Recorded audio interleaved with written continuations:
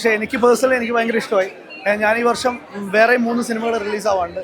പക്ഷേ പേഴ്സണലി മുള്ളംകല്ലിയിലാണ് നമ്മൾ കൂടുതൽ എഫേർട്ട് ഇട്ടിരിക്കുന്നത്. മറ്റ് സിനിമകളൊക്കെ വന്നു ഒരു 20 ദിവസം ഷൂട്ടായിരുന്നു. പക്ഷേ ഇതൊരു 2 ഷെഡ്യൂളായിട്ട് അതിനെക്കാട്ടും ഒരുപാട് പേരുടെ കഷ്ടപ്പാടുണ്ട് ഇതിൻ്റെ പിന്നെ. ഈ സിനിമ എനിക്ക് തോന്നുന്നു ഒരുപാട് പേര് എല്ലാ സിനിമയിലും വർക്ക് ചെയ്യുന്നു. പക്ഷേ ഈ സിനിമയിൽ കുറച്ചധികം എഫേർട്ട് എടുക്കുന്ന സിനിമയാണ്, അങ്ങനെയാണ് പറയുന്നത്. പിന്നെ പുതിയ ആർട്ടിസ്റ്റുകളായിരുന്നു ഉണ്ടായിരുന്നത്. പക്ഷേ എനിക്ക് തോന്നുന്നു അവരുടെ പെർഫോമൻസ് പുതിയതാണെന്ന് തോന്നിയിട്ടില്ല. എങ്ങനെ ഉണ്ടായിരുന്നു? കണ്ടിട്ട് ഇഷ്ടപ്പെട്ടില്ല?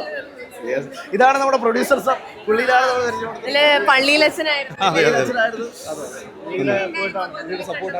നിങ്ങളാണ് പറയേണ്ടത്. എന്നാലും നിങ്ങൾ പറയൂ, എങ്ങനെ ഉണ്ടായിരുന്നു? അല്ല, എനിക്കൊരു ഒരു ചെറിയൊരു കോൺഫിഡൻസ് ഉണ്ടായിരുന്നു ഇന്ന് രാവിലെ വരെ.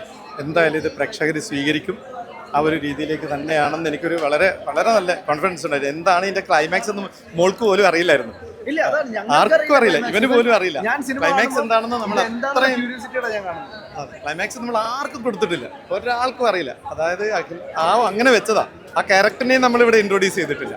എനിവേ, ഇനി നിങ്ങളാണ് അത് ഏറ്റവും കൂടുതൽ പ്രേക്ഷകരിലേക്ക് എത്തിക്കുന്നത്.